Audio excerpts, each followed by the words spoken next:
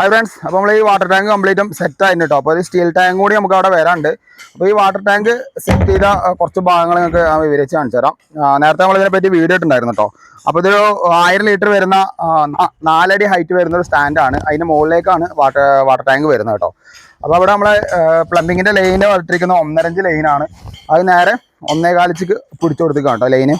അതേപോലെ തന്നെ ഇവിടെ എന്താ വെച്ച് കഴിഞ്ഞാൽ ഇതിൻ്റെ ഓവർഫ്ലോ നേരെ വന്നിട്ട് ഇതിൽ കയറിയിട്ടാണ് പോകുന്നത്. ഈ കാണുന്ന പോലെ ഓഫ്ലോ പോയിക്കുന്നത്.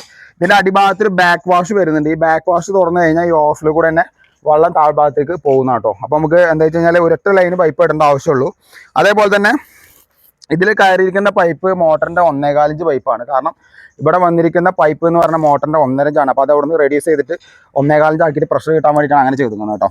അപ്പോൾ അത് 1000 ലിറ്ററിൻ്റെ ടാങ്കാണ്. നേരെ ഇവിടുന്ന് വന്നിട്ട് നേരെ കണക്ട് ചെയ്തിട്ടാണ് ഇത് കൊണ്ടുപോയി കേട്ടോ. അപ്പോൾ ഇവിടെ നമ്മൾ ലിങ്ക് ചെയ്തിരിക്കണേ പലരും ചോദിക്കാണ്ടാവും ഇതെന്തെങ്ങനെ ലിങ്ക് ചെയ്ത് കൊടുത്തെന്ന് വെച്ച് കഴിഞ്ഞാൽ